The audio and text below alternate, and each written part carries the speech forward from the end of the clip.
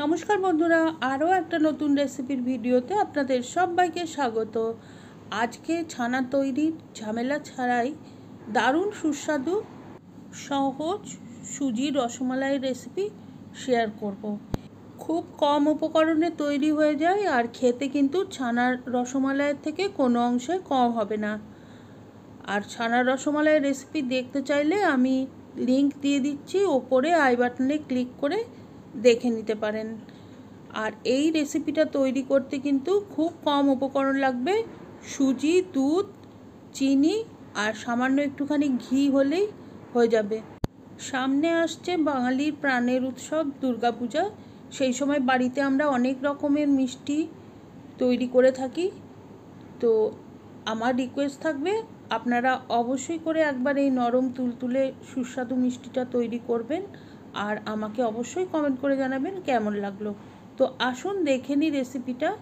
আমি গ্যাসে প্যান বসিয়ে দিয়েছি, দিয়ে দিলাম 2 চা চামচ ঘি। আর ঘিটা একটু প্যানের মধ্যে ছড়িয়ে নেব। ঘিটা গরম হয়ে গেলে আমি এখানে দিয়ে দিচ্ছি হাফ কাপ সুজি। আমি একটা ছোট বাটিতে করে 1 বাটি মেপে নিয়েছি। এটা কিন্তু কাপের মাপে হাফ কাপ সুজি হবে।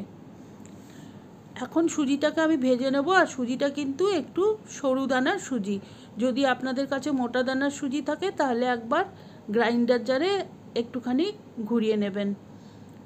আর এই সুজিটা কিন্তু রং চেঞ্জ হয়ে গেলে হবে না, সাদাই থাকবে। শুধুমাত্র সামান্য 2 মিনিট একটু ভেজে নেবেন, সুন্দর একটা গন্ধ বেরিয়ে যাবে, তখন দিয়ে দিতে হবে দুধ। আর দুধ কিন্তু যতটা সুজি আছে তার 3 গুণ দুধ দিতে হবে। আমি এখানে হাফ কাপ সুজি নিয়েছি, সেজন্য আমি 1.5 কাপ দুধ দিচ্ছি। আর দুধটা অল্প অল্প করে দেব আর সমানে সুজির সাথে মিশিয়ে নিতে হবে, না হলে সুজি কিন্তু ডেলা পাকিয়ে যাবে আর মিষ্টিগুলো ভালোভাবে বানানো যাবে না। তো সেই জন্যে অল্প অল্প করে দুধ দিয়ে সুজির সাথে মিশিয়ে নিয়েছি। আর গ্যাসটা এখন মিডিয়ামে আছে। একটু ভালো করে নেড়ে চেড়ে আমি এটাকে একটা ডোয়ের মতো বানিয়ে নেব। দিয়ে দিলাম অল্প একটু চিনি। চিনিটা আপনারা যেরকম মিষ্টি খান সেই পছন্দ অনুযায়ী দেবেন। আমি এখানে প্রায় যতটা সুজি আছে তার অর্ধেকটা চিনি দিয়েছি। আর এখন দেখুন ধীরে ধীরে সুজিটা জলটা অনেকটাই টেনে নিয়েছে আর প্যান থেকে উঠে উঠে আসছে। ঠিক এই রকম হয়ে গেলে তখন গ্যাসটাকে আমি অফ করে দেব। আর এই সুজির ডোটাকে আমি অন্য একটা থালায় তুলে নিচ্ছি, কেননা প্যানের মধ্যে থাকলে কিন্তু এই গরমে আরও শুকিয়ে যাবে। এখন ডোটাকে আমি ঠান্ডা করতে দিয়েছি আর তার মধ্যে এখানে প্যানের মধ্যে আমি 1 লিটার দুধ গরম করতে দিয়ে দিচ্ছি। 1 কাপ মতো মিল্ক পাউডার। মিল্ক পাউডারটা না দিলেও হবে, আমি এখানে দিলাম যাতে তাড়াতাড়ি দুধটা ঘন হয়ে যায় আর টেস্টও একটুখানি বেশি ভালো হয়। দিয়ে দিয়েছি কিছুটা 1/4 কাপ মতো আমন্ড কুচি। আপনারা চাইলে কাজু কুচি দিতে পারেন, নাও দিতে পারেন, কিশমিশও দিতে পারেন। আর দুধটা এখন ফুটবে, দুধটা গরম হতে হতে আমি সুজির ডোটাকে মেখে নিচ্ছি। সামান্য 2-3 মিনিট একটু মেখে নিলেই হবে। ডোটা কিন্তু এখনও গরম আছে, কিন্তু হাত দেওয়ার মতো ঠান্ডা হয়েছিল। একদম ঠান্ডা করা যাবে না, তাতে কিন্তু আর মিষ্টিটা তৈরি করা যাবে না। আর ডোটা ভালোভাবে মাখা হয়ে গেলে এখন আমি হাতে ঘি লাগিয়ে নিয়ে মিষ্টিগুলো তৈরি করে নেব। আর মিষ্টিতে কিন্তু একটু ক্র্যাক থাকা চলবে না, একদম যেন স্মুথ হয় সেটা দেখতে হবে।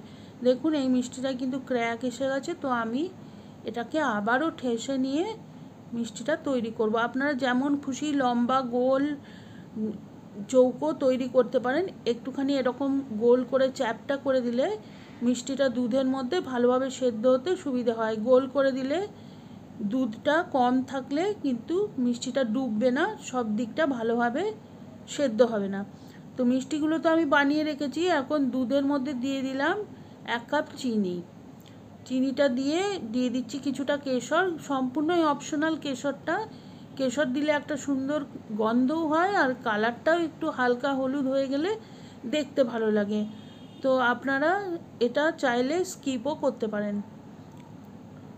এখন আমি দুধটা ফুটে উঠতে আরম্ভ হয়েছে দেখুন, আর দিয়ে দিচ্ছি মিষ্টিগুলো। মিষ্টিগুলো কিন্তু সব একেবারে দেওয়া যাবে না, অল্প অল্প করে দিতে হবে যাতে দুধটা সব সময় ফুটতে থাকে। দুধের টেম্পারেচারটা কমে গেলে কিন্তু মিষ্টি ভেঙে যাওয়ার একটা চান্স থাকে। সামান্য সময় ঢেকে দেব 2 মিনিট মতো, তারপরে ঢাকনাটা খুলে খানিকটা এলাচ গুঁড়ো ছড়িয়ে দেবো আর মিনিট 5 ভালোভাবে সেদ্ধ করে নিলেই তৈরি হয়ে যাবে এই দারুণ স্বাদের রসমালাই। এখন গ্যাসটা অফ করে দেবো আর ঠান্ডা হয়ে গেলে পরিবেশন করে দেবো।